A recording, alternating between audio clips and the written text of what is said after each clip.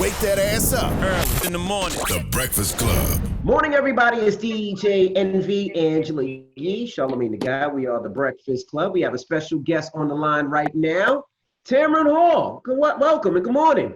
Thank you. It's my first time on the show. I'm excited. I know. It sucks we got to do it that this it's way, on though. Zoom. Yeah. I know. But listen, we've been living like this, 6 or 7 months now. I just don't want to attend any more Zoom birthday parties, but I'm good with a few Zoom interviews. No more Zoom birthday parties. I'm done. Isn't your birthday coming up? Yeah. Yes, and I'm not doing anything. I will be 50 on September 16th, and I'm counting it, Angela, as 49 plus 1. Until I can actually have a birthday party, I am not moving forward 49 plus 1 until I can actually invite people to come and celebrate me being 50. Congratulations on your Gracie also. I saw you won a Gracie. And a daytime Emmy. Yeah, it's crazy. The Gracies aired last week, and it's just women in media, and I felt compelled to dedicate the award to Breonna Taylor, and women like her who, unfortunately, in my 30 years of being in the media, our stories still aren't told, and very little progress in the way of Black women, brown women, and who we are. And I think she represents that. You know, I want to talk about a few things you just mentioned. First of all, talking about Black not cracking. How does 50 feel for you? Listen, and I have a 1-year-old. It's like I'm in some surreal chamber of life, I think. Mm-hmm.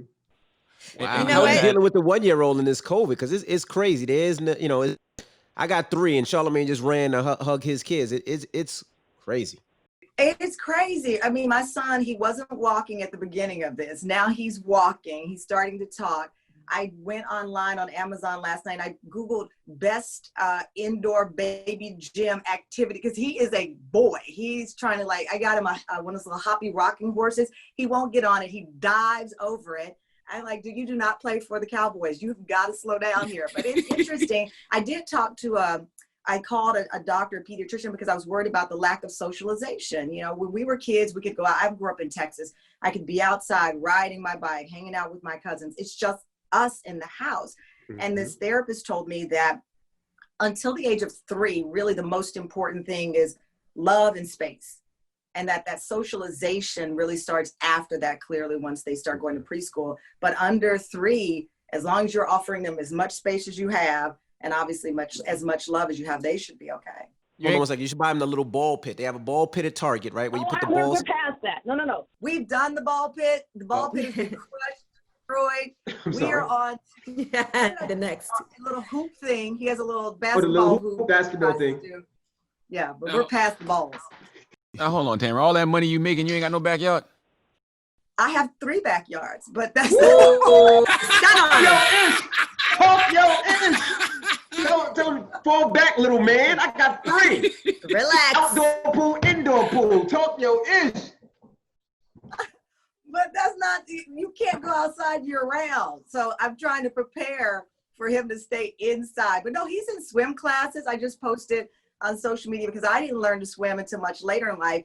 Actually, I learned to swim when I did a piece on NBC on African Americans and this study on us not swimming and why. I don't know how to swim.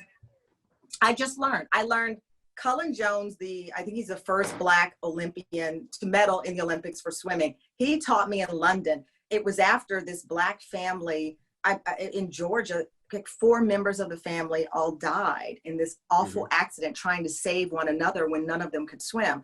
So I teamed up with USA Swim and we did a whole piece on why Black people don't swim. And it's not because we can't, which is that whole myth that went around for many, many years that Black people don't swim or we can't swim.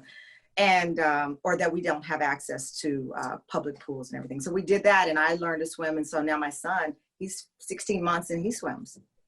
That's good. You know what? It's crazy. One of my best friends, she doesn't know how to swim either.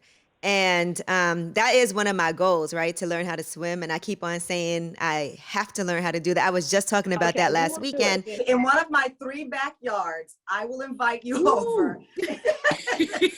But she just started taking swimming lessons 2 months ago because one of her friends, her son almost died in the pool. And so he was in the hospital and that inspired her to actually take swimming lessons. And so she did like a week, and now she can swim. For me, it was like this fear of closing in. So when we did the study on why African Americans, quote unquote, don't swim, the number one reason was that if you can't do something, you are less likely to put your child in that situation. So a lot of Black parents wouldn't let their kids go to swim class because you think, wait a minute, if it goes wrong, I can't save my own child. That was one reason. The other reason for Black women, the study found, we've been trained to not want to get our hair messed up. That's right. And so there was this notion of, I'm going to go on vacation, but I'll get in the pool for a picture, but I'm not going to actually swim. And young Black girls were following the patterns that the mom in the house set up, which was, okay, we'll get in the pool, but you're not going to actually swim. It had nothing to do with a lack of access to pools, because there are a number of community centers that still offer free classes. It was, I don't want to put my child in danger. And for women, for Black women, it was, we didn't want to get our hair wet. That's interesting, because my mom can't swim, but my brother can swim. My brother can swim. And my brother and father could swim. Me and my mom could not. Yeah, that's the same thing in my family. But I learned how to swim the same way. I was on vacation with my family, and when we got to the hotel, it was a motel at the time. The kids, two kids had died earlier that day, and I didn't know how to swim. So as soon as we got back to New York, my parents was like, I'm putting you in the YMCA. You're learning how to swim. And that's the only reason I learned how to swim. And my kids, like you said, learned how to swim since 1 year old. So they can swim like fish. They're good, all of them. Well, I can't wait to come use your pool. Right, come on. Which one? Which one? Which one? Indoor Which pool, one? outdoor pool. That we use for my son. She wears one of those shields. So we got you. You know, you had so much success with the first season, the Gracie Award, the Daytime Emmy. Does that put extra pressure on you going into the second season?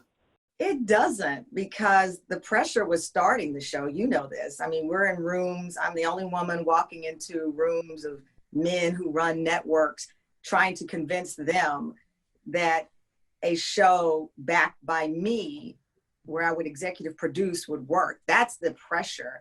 And it's not the pressure that you don't think you can do it or you don't know you can do it. It's, again, at 30, or how old was I? 47 years old. I'm trying to convince these people that I have the goods when I had 27 years of a career that proved that. And so that was the pressure, actually getting the right team, getting on. But the awards, I mean, they're extra, and it's phenomenal to have. And it's humbling, because the night I won the Emmy, I was actually at home. I had just put my son to sleep. I had a glass of wine. I was about to eat a slice of pie. And then someone called me and said, congratulations, you won the Emmy. I'm like, what? I was in my bathrobe. My hair was curly. I'm like, wait a minute, I won. I didn't even watch it because I thought there was no chance that I would win.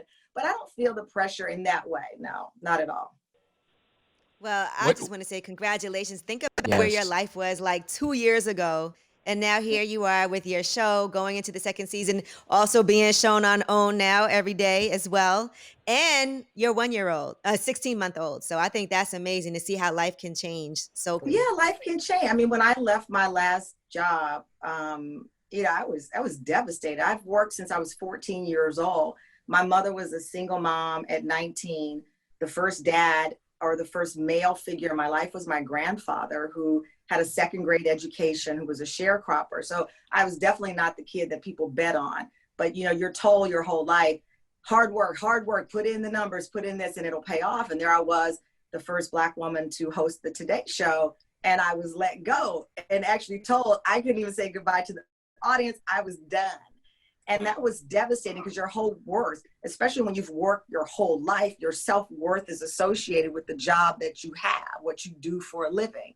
And suddenly, it was a Tuesday night. I went, I prayed, and I braced myself for whatever was going to happen. I actually told a joke. I said, a worst case scenario, I can strip at a club on senior citizen night since I'm older. I was like, nope.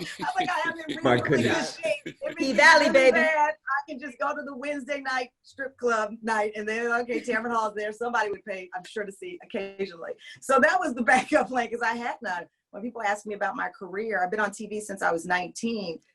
This was the only thing that I was ever going to do, other than maybe a blackjack dealer in Vegas. And I don't even know how to play cards, but I had zero backup plan. I am my backup plan. My family is not wealthy. My stepfather, who raised me and became the dad God meant for me to have, was in the military. So I was my backup plan. And 2 years ago, to your point, everything was gone. And everything that I had been told, which was work hard, work smart, I had done, and it didn't work out. Well, I believe in divine misdirection. So clearly God had another plan for you. But what does it mean for your shows to be replaying on the OWN network? Oh my gosh, come on. I remember, so I met Oprah for the first time. I was 27. She had just launched the OWN magazine, OWN magazine. And I got this invitation. I was a local news anchor in Chicago. I get an invitation and they're like, okay, Oprah wants you to come to the launch party of the magazine. I'm thinking, how does she even know who I am? This is crazy. Maybe this is someone else's invitation. There's no way. I took my best friend, and this is back when they had the little crank cameras. And I said, okay, the minute she comes over, I'm going to jump in the picture, snap the picture, we're out the door.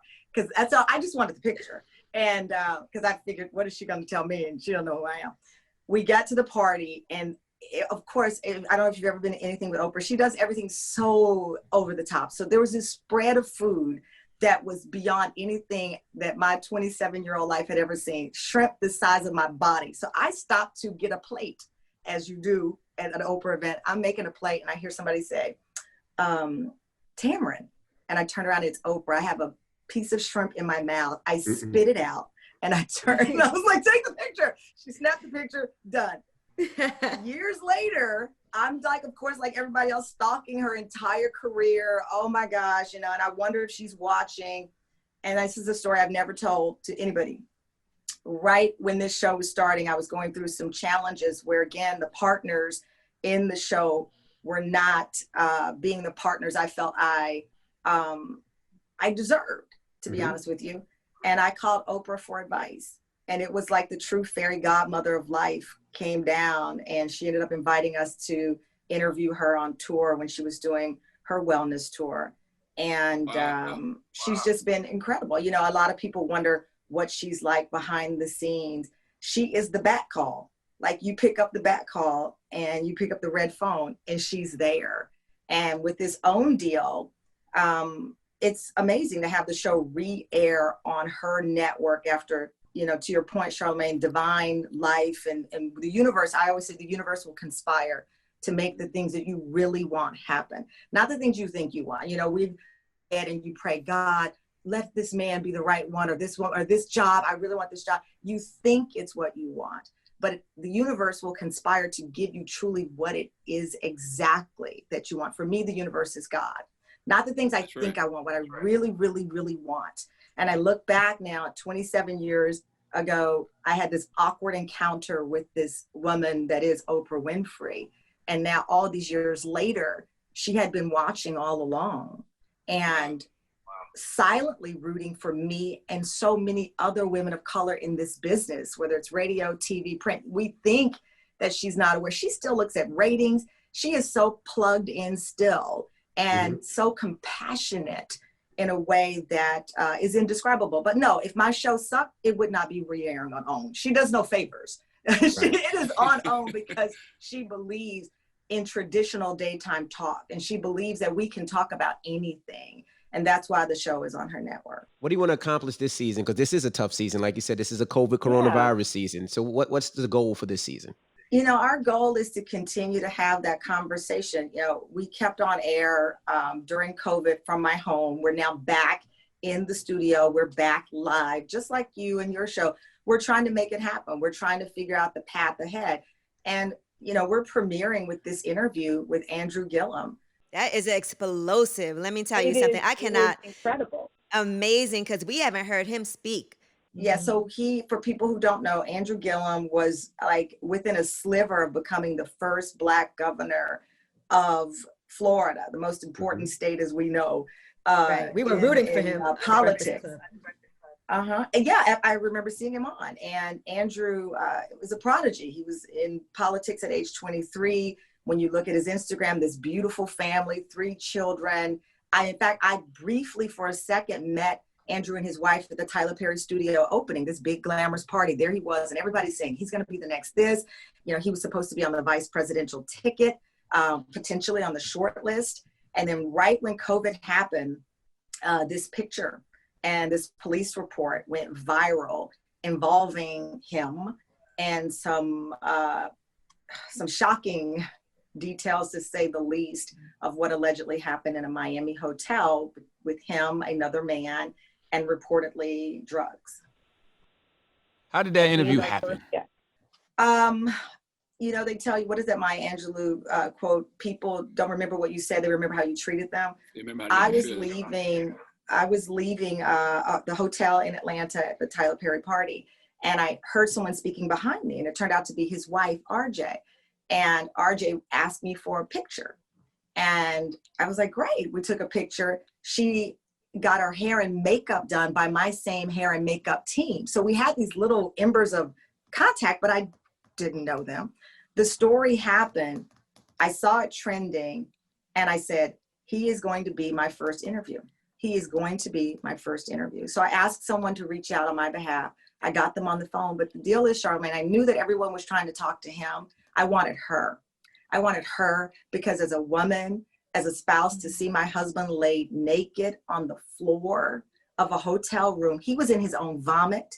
There were pills and things. It is shocking. And I thought, she has a story too. Everyone wants him. She has a story.